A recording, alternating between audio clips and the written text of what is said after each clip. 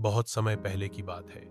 महाभारत के युद्ध के समय भीम के पौत्र और घटोत्कच के पुत्र बारबरीक एक महान योद्धा थे।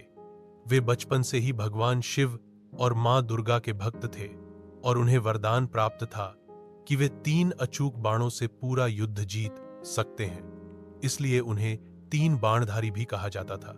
जब महाभारत का युद्ध शुरू होने वाला था, बारबरीक ने अपने नाना से वादा किया था कि वे उस पक्ष का साथ देंगे जो कमजोर होगा।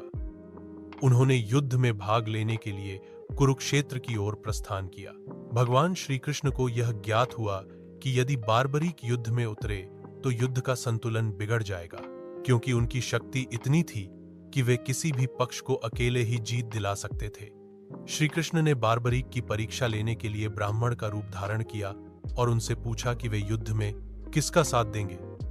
बारबरीक ने कहा, जो पक्ष कमजोर होगा मैं उसी का साथ दूंगा। श्री कृष्ण ने समझाया कि इस तरह तो आप दोनों पक्षों को कमजोर कर दोगे, क्योंकि जब आप कमजोर पक्ष की ओर जाओगे तो वह मजबूत हो जाएगा और फिर आप दोबारा पक्ष बदलोगे। इस प्रकार युद्ध कभी समाप्त ही नहीं होगा। तब श्री कृष्ण ने उनसे दान में उनका शीश मांगा।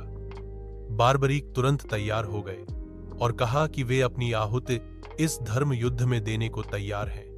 उन्होंने अपना शीश काटकर श्री कृष्ण को भेंट कर दिया। श्री कृष्ण इतने प्रसन्न हुए कि उन्होंने वरदान दिया कि कलयुग में बारबरीक को श्याम नाम से पूजा जाएगा। क्योंकि उन्होंने अपना शीश दान में दिया था, इसलिए उन्हें शीश के दानी भी कहा जाता है।